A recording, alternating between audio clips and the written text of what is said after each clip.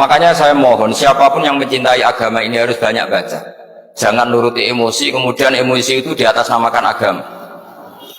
Di Sahih Muslim itu ada cerita, ini termasuk hadis pegangan kan Sahih Bukhari Muslim. Itu ada cerita seorang sujud sama Allah itu kan banget baiknya, sangat baik. Kemudian yang sujud ini diinjek oleh pemuda yang nakal, diinjek. Ketika diinjek, yang sujud spontan ngomong begini, fawallahi la yaghfirullahu laka, demi Allah, Allah tidak akan maafkan kamu.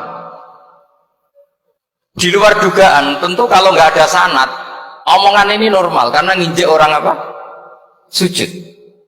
Tapi di luar dugaan, Allah mewahyukan ke Nabi di zaman itu, disuruh bilang sama orang yang sujud itu, Allah ngendikan, manggalladzi yata'alla alayya alla aghfira li fulan faqad ghafartu lahu wa ahbattu amalah. Siapa yang mencatut nama saya bahwa saya tidak bisa memaafkan orang yang nginjek, Allah tersinggung karena namanya dicatut. Saya ini Tuhan bisa menyiksa dan bisa mengampuni. Kenapa sifat saya jadi satu hanya menyiksa? Sifat ampunan saya di mana? Itu kalau nggak sanad tidak bisa. Saya ulang lagi, Allah itu apa? Zat yang bisa yaghfiru liman yasha wa yu'adzibu man yasha. Tapi orang yang sujud ini hanya mensifati Allah satu, yaitu Allah pasti menyiksa. Dan Allah tersinggung. Bagaimana mungkin saya Tuhan hanya berstatus bisa menyiksa, tidak bisa mengampuni? Akhirnya orang ini disalahkan, malah yang sujud tadi bilang ke orang itu, sujudnya saya hapus pahalanya, dan yang nginjek saya hapus dosa. Tapi ya bukan berarti terus kamu boleh nginjek orang sujud, ya enggak. Artinya gini loh, saya hanya memperkuat moderator tadi, berpikir agama itu berdasar sanad. Kalau nuruti emosi pasti kita akan setuju Allah tidak ngampuni yang menginjak.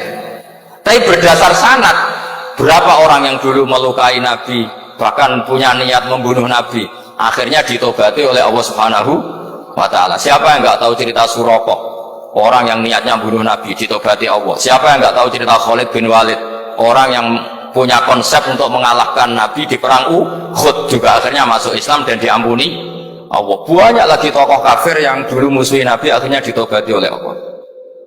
Sehingga ketika Nabi sangat marah ya dengan mereka yang kafir, malah ada ayat turun, laisa laka minal amri syai'un aw yatuba 'alaihim aw yu'adzibahum, bahwa wilayah mengampuni dan memaafkan itu wilayah Allah.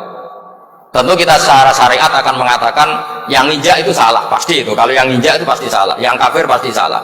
Tapi jangan katakan kalau Allah tidak bisa menobati mereka. Lagi-lagi yang bisa mengertikan itu apa?